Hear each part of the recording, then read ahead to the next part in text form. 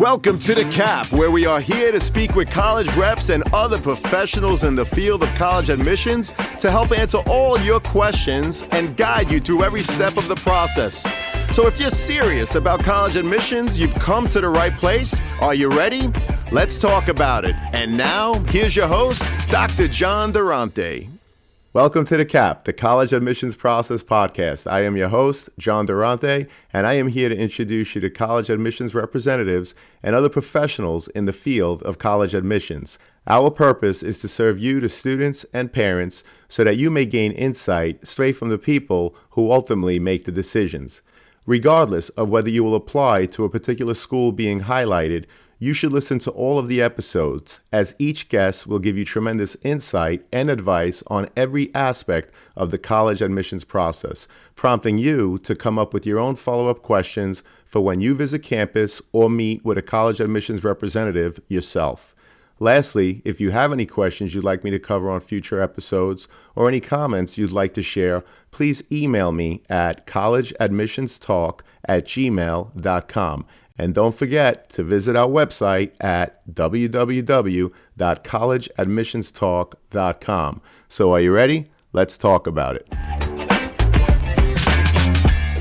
Welcome to The Cap, the College Admissions Process Podcast. I am your host, John Durante, and it gives me great pleasure to introduce to you today Charles Cammack, who's the Associate Director of Undergraduate Admissions, and Caitlin Marshalls, who's an admissions counselor at the University of Miami. Charles, Caitlin, good morning. Thank you for being with us today. How are you? Good morning. Hello. Thank you for having me. Absolutely. Excited to be here with you, John. Well, it's our pleasure to have you. Thank you so much for being here. We can't wait to hear about the University of Miami, so let's get right to it. What is it about the University of Miami that makes it so appealing for so many students to want to apply and ultimately attend? Well, first and foremost, we have tons of different programs and just university life in general. That is fantastic and a big draw for students. So the first thing that I always like to highlight is our Cognates program of general education for our students. This is something when I was in college I would have loved to have. But the way it works is that it's broken down into three separate groups, which are three different categories. So we have STEM, Arts and Humanities, and People and Society as those three categories. And students are required to take 3 classes in each one of those to fulfill really their general education requirement. So everyone's major, depending on what they're wanting to study, will require them to take a certain amount of classes or certain list of courses, which is all available on our website on the course catalog. But outside of that, we want to get you out there exploring different schools and colleges that we offer here at the university, just because it makes sense to do so. It makes a more versatile student and gives different perspectives for different situations you might encounter in the future. So I love our Cognates program for that reason. You never really have to take a class that you don't want to take because everything's in your major, and through that Cognates program, you can kind of choose the path that you take through that cognate. So for instance, STEM, math is not my thing, never has been my thing. So if I was going to school right now, I would not have to take a math class that was outside of my major. I could focus on something like marine biology or the atmospheric science piece, that sort of thing. So through our Cognates program, students are really able to design their schedules based on what they are most interested in. And not only that, but it leaves a lot of freedom in their schedules as well to do things like double major or have several minors. For a minor, you have to take 3 classes for those cognates to be fulfilled. For a minor, typically you have to take 5 classes. So you add 2 more classes onto your cognate, and that's another minor. So it's very easy for our students to have double majors and several minors. It's very common here at the University of Miami, which is a huge draw for us, just because not everyone is only wanting to focus on one area of study their whole entire college career. People want diversity, and they want to be able to explore different things. So number one, first and foremost, always is our Cognates program. I absolutely love our Cognates program. Outside of just education in general, I would say our overall campus life, I may be a little bit biased, but I think our school spirit is fantastic. I think it's some of the best school spirit that I have ever seen personally. This is the second institution that I've worked at, and I absolutely love the University of Miami just for the culture of the students and the school spirit overall. The opportunities of Miami, where we're located, for our students is fantastic, because no matter what you're looking for, internships, jobs, etc., etc. There's so many opportunities within the city and surrounding area that really equip our students well for their future, whether that's grad school, full-time job, whatever they're looking to do in the future. So I would say that those are the main pieces. The farmers market on Wednesdays, I think, is one of my favorite things. It's just a little random thing that we have every Wednesdays. We have a whole bunch of local vendors come out. I wish I could work on campus every Wednesday for that reason. But I think just school spirit, the educational opportunities, and campus life are the main draws for the University of Miami.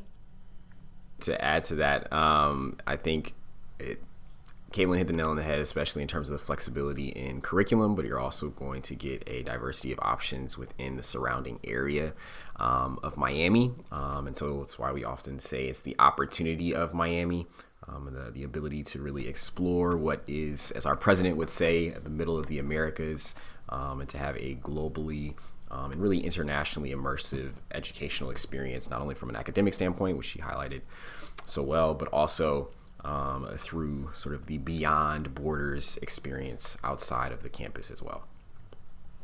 Yeah, well, that's a great introduction. Solid academic programs, obviously the athletics, as you mentioned, Caitlin, the school spirit, the location, right? The city of Miami, which is a thriving city. And of course, the climate doesn't hurt either. A lot of people like the vicinity to the Keys, the vicinity to the beaches. So looking forward to hearing so much more. Thanks for the intro. How many applications do you guys review a year? And do you represent specific regions? How does it work? Yeah, so this year specifically, we got a little over 49,000 applications. Wow. Yeah, huge increase, and that's a lot of applications to read. Each of us represent specific regions. So for me personally, I just have Long Island. Long Island brings in quite a few applications for us, so I take care of Long Island. Yes, and I actually have the Midwest. I am based regionally here in the Chicago metro area, and so I have everything, I would say, around the lake, from Wisconsin, Illinois, Michigan, Indiana, and then Minnesota and Missouri. But we have kind of a regional operation that we try to divvy up based upon a sort of equitable app gen. So as Caitlin said, she has Long Island only, and that just gives you an idea of how significant Long Island is in terms of our recruitment process. Sure, and you mentioned the increase in applications, which we're seeing a lot of with more and more schools going test optional, and we're going to come back to the test optional question later. But I was wondering, can you walk us through the process of how you evaluate so many applications? Are there teams of people representing different regions? If so, how many applications is each group reviewing? Any insight that you could give us, that would be great. This is something that when I speak to parents and students, they always ask about. So again, any insight that you could give us would be truly appreciated. Yeah, so all of our territories are kind of divvied up in a way that hopefully we would read similar number of applications as the season goes through, as we go through the season. But starting with the fact that we have to typically stick around 70 files a day when reading. So that's kind of the mark that we like to stay at and remain consistent at, so that we can make sure that by all of our deadlines, because just as students have deadlines for submitting documents, we have deadlines for reading. So we have to make sure that we're reading at least to 70 a day to stay on track. But like I said, we try to make it as even as possible as far as our territories are concerned. Outside of that, if it's not, we kind of do like a team read situation where at the end, if some people don't necessarily have any more files left and some other people need a little bit of help, we'll kind of divvy them out. Again, trying to make it as equal as possible. So that's kind of how we read it. We read each and every piece of that application. We truly, truly do. And so it goes through quite the process. And by that, I mean it starts with our first group of readers who kind of gather all of that good data together for us to go ahead and look at whenever the file becomes available for us. It'll come to the staff member, so it'll go to the person who manages that territory. So of course, for me, Long Island, I would read all the Long Island files. We read them, make whatever notes necessary, and then we send them up to higher-ups who also read them and literally comb through the file. So 49,000 applications is definitely a lot for us just because of that process that it has to go through when we read it. It's it's an extensive process, but we really are firm in the way that we review applications because we think that it works the best as far as the type of applicants that we bring in. And so it is an extensive process for sure. Agreed. Yeah, all I would add to that is it's a multi-layered process. And so I'm sure parents and students alike who are listening are always wanting to make sure that they are being given multiple eyes on their application. And as Caitlin outlined, we have a process that allows us to do that in what we feel is both equitable and efficient for the student, but also for our office as well. And so every application, as she said, is read through, but also every application is seen by more than one individual. Again, to help make sure that it is an equitable and efficient process and that we're seeing all their qualities for admission.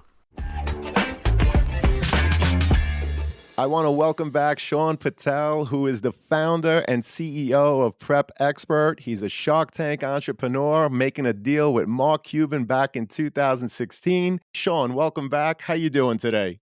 I'm doing great. Thanks for having me back, John. So I just wanted to share with all your listeners real quick that we have an amazing partnership with the College Admissions Process podcast, and we have a really special offer for all of your listeners.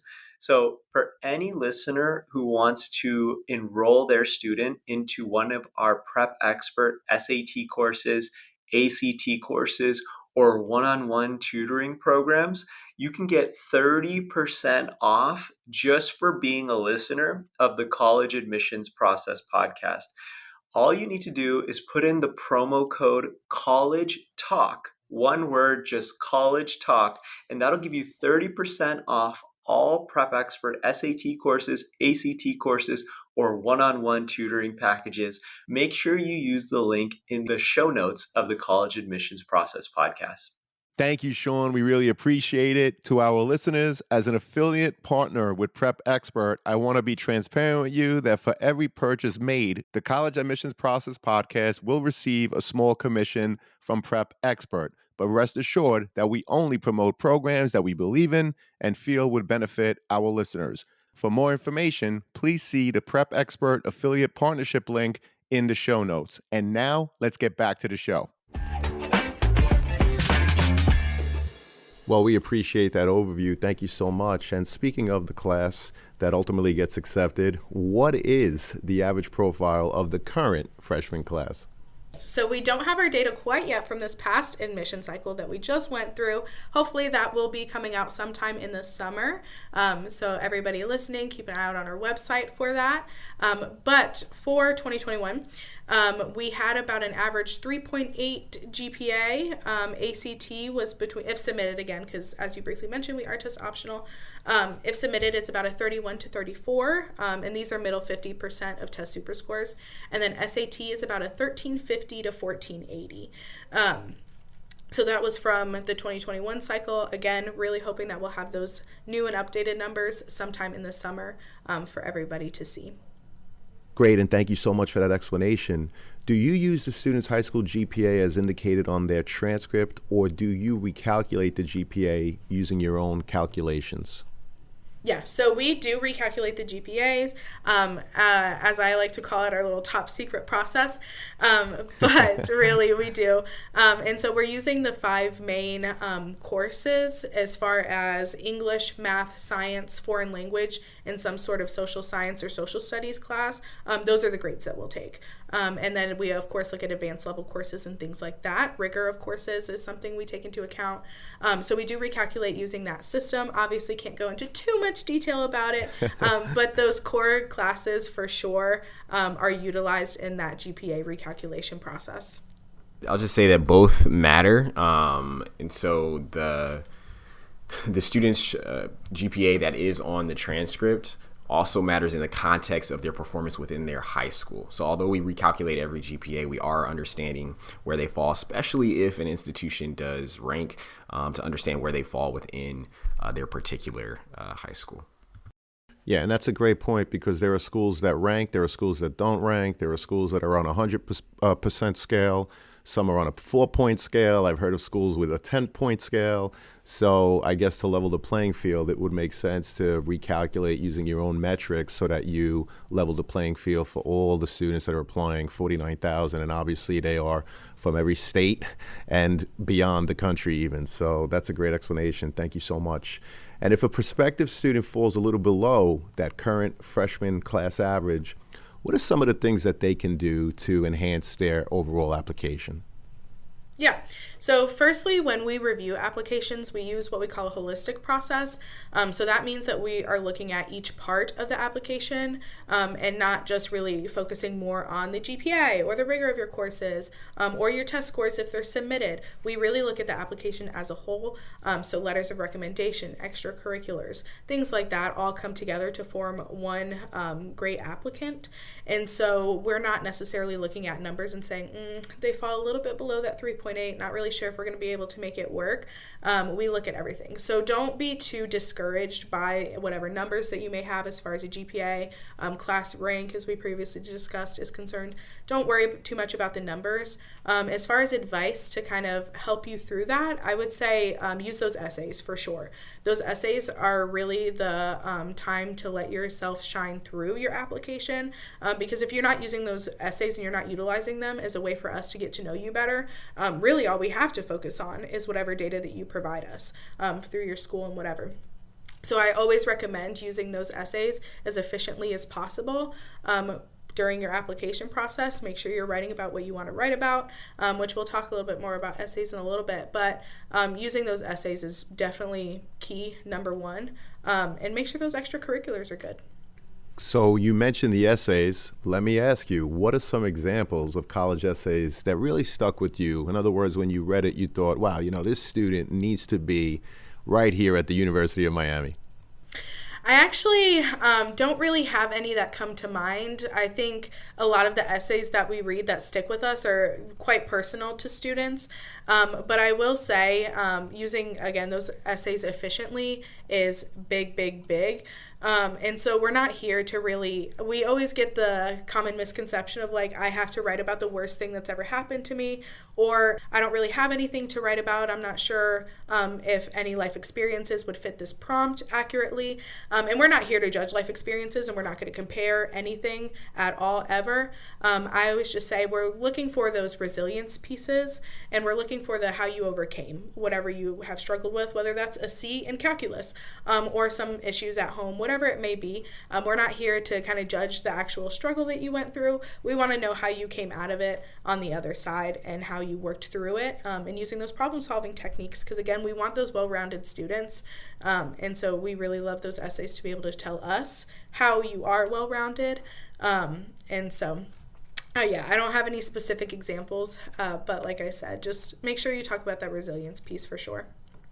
I'll just say one word of advice to what Kaylin said as well. Less about examples and more about methods. If you think about it, the essay in any application process is the one component that you can have as many people as possible. Don't plagiarize, but you can have as many people as possible to review it. And I think that feedback is invaluable. If it is compelling to someone who you're reading it out loud to, a family member, maybe an impartial someone who is not going to see everything that you do as amazing, but they can give you honest feedback, and that I can promise you, just like myself and Caitlin, we're humans too. We have interests and passions and things, and so if it's compelling to them, it probably will be compelling to us as well. But just making sure that you are, as she said, efficient in your writing. It's not so much the subject, and I think that's also why we kind of steer away from saying we like this versus that, because then it gives this idea that that's what you have to write about. And no, it's more so, are you writing something that's compelling not only to the reader, but we can also tell if it's compelling to you as well. And so just taking the opportunity to get that feedback, I think, is invaluable. Well, I love that. Two main pieces of advice there, Charles. Number one, students, please do not plagiarize. I think that's great advice and very important. But secondly, even more important is reading it to someone that's going to give you honest feedback, right? Sometimes mom and dad, they're not going to necessarily give you the honest feedback that you want to hear.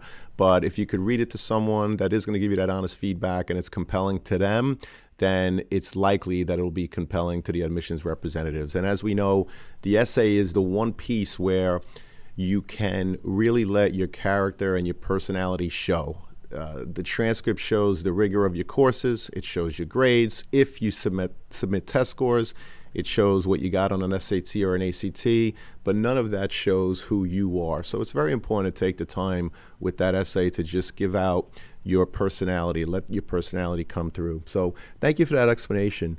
I know that the University of Miami is in fact test optional. However, if a student does not choose to submit their SAT or ACT scores with their application, how does that influence merit-based scholarships or financial aid?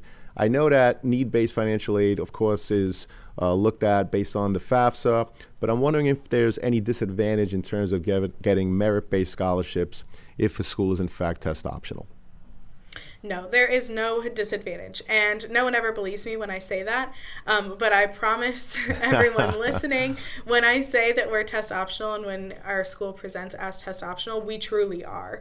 Your test scores are not going to be held against you in any way, whether you submit them, don't submit them, etc. It's not advantage nor disadvantage across the board, no matter which way you go. And so with test optional, being test optional, not submitting your test scores, it really is not going to affect anything. So the way that I like to explain it to students that kind of helps them understand it a little bit more is if that you are able to take those tests and you feel as if your scores accurately represent you as a student and you want to submit them, you feel comfortable submitting them, then submit them. If you are either not able to take those tests or you do not feel as if your scores accurately represent you as a student and you don't want to submit them, you don't feel comfortable with us looking at them, you don't feel like they represent you, don't submit them. It is totally fine either way.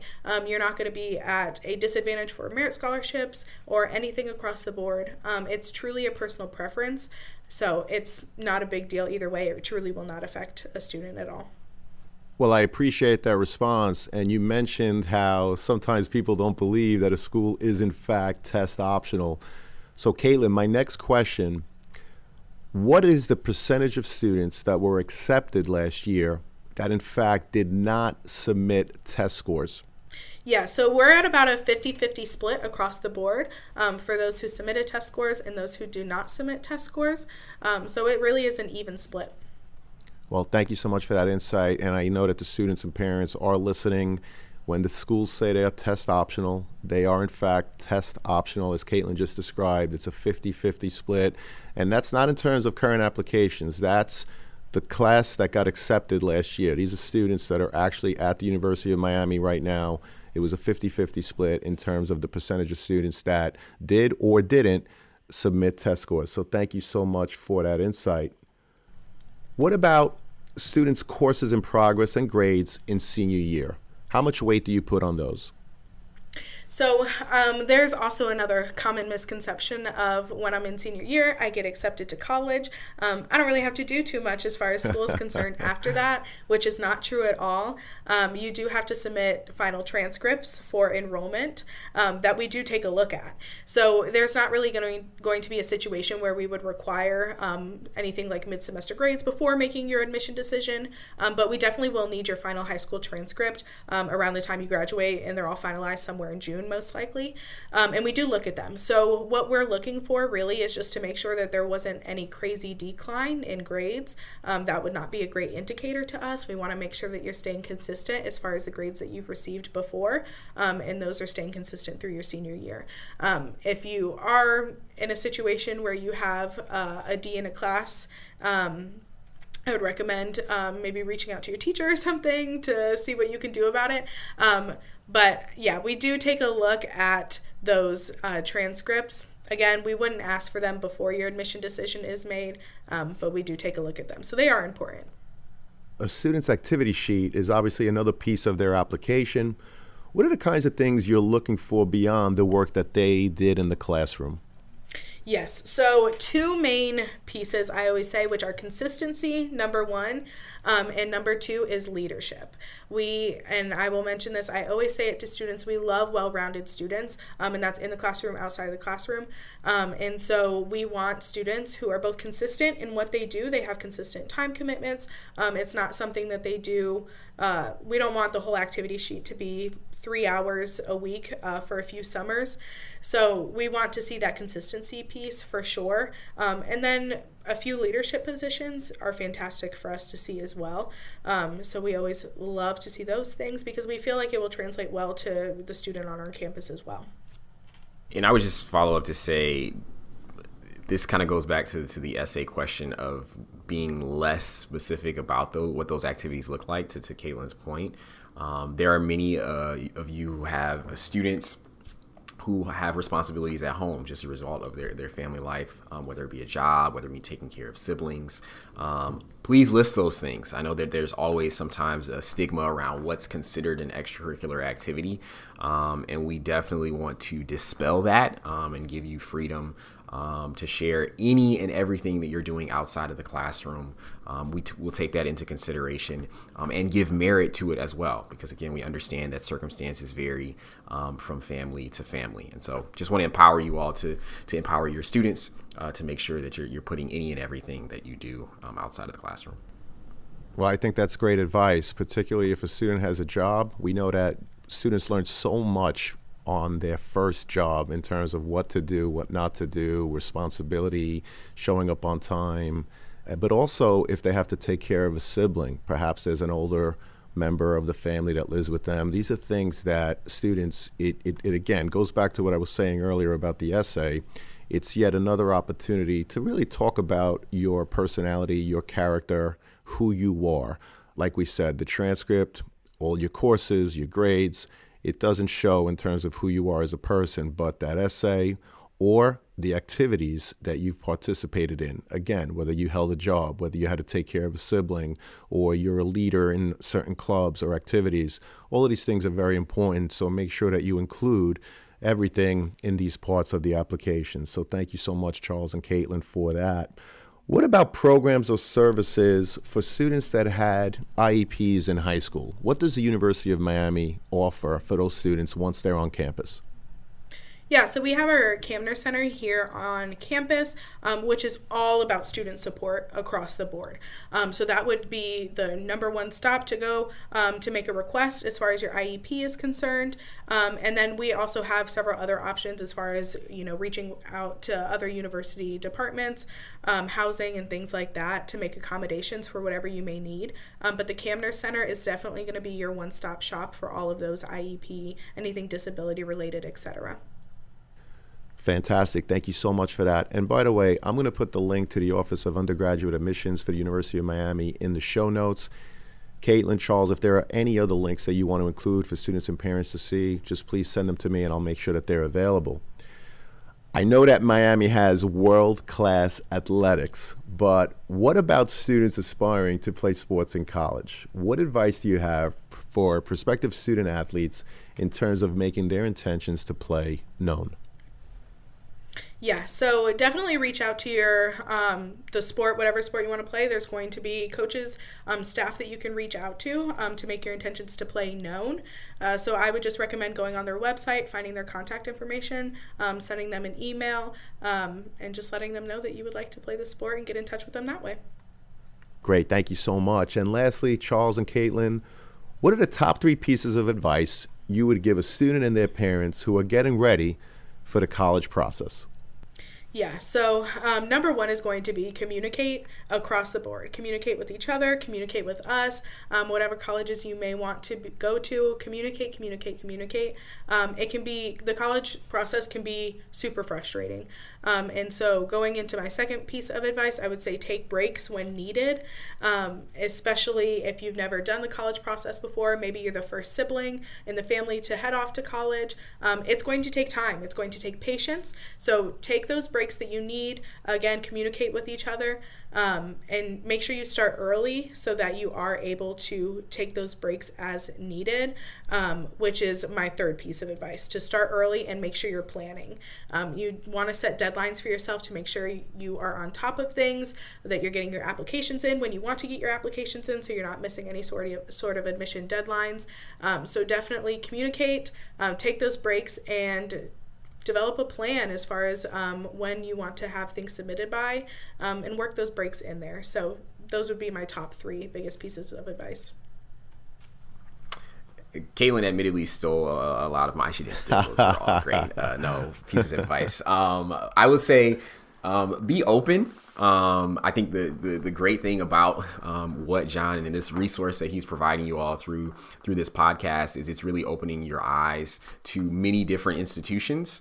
And that is something, believe it or not, that is sometimes bucked up against. I know many of you have preconceived lists of where it would be ideal for either your student or you as the student to go. And so be open to the possibility that there might be an institution that fits your personality, your needs, that is not quote unquote mainstream, right? The second thing that I would say is to really listen to the advice of your counselors, those who are providing resources like this. They do know things and nuggets that can propel you in the college admissions process. And then my last and final one, and this is going to sound counterintuitive, but enjoy your high school experience. I cannot tell you how many students I meet on a daily basis that are so stressed out by the college admission process, and I feel like they lose their senior year or even their junior year because of this sort of focus. It's not to say that it's not important, but you, believe me, we can all attest that you are only in high school one time, and the stress that you have right now, which is very low, I can promise you, you will not be able to return to that. So I would behoove you to really enjoy and experience all that you can in your high school experience, which, by the way, will then help your college admission process overall because of the things that you've been able to do and accomplish within that. Well, Charles, Caitlin, those are tremendous pieces of advice. It was a tremendous honor to hear all about the University of Miami. Thank you so much for your time, your expertise. I know it's going to help a lot of students and parents, so I'm just so grateful for everything that you did today. Thank you so much for having us. Absolutely. It was truly a pleasure. Great. Hope to have you again soon. Thanks again, guys.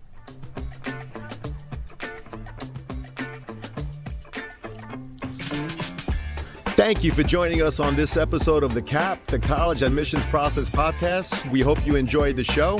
If you did, please don't forget to tell a friend and follow us on Facebook, Instagram, Twitter, and wherever you listen to your podcasts. I am your host, John Durante, and I look forward to seeing you on the next episode of the CAP. What's up, podcast friends? I'm happy to share that we've teamed up with Dormco to make your dorm decorating a lot easier. Why Dormco? They offer quality and durability, affordability, and a wide selection for bedding to storage solutions and everything in between for your dorm room. So if you or anyone you know is looking to decorate your dorm, see the affiliate partnership link in the show notes for Dormco, your one-stop for stylish, affordable, and quality dorm essentials. Please note that if you make a purchase through any of our affiliate links, the podcast gets a commission, but rest assured that we would only promote products that we believe in and feel would benefit our listeners. Thank you all, and best wishes.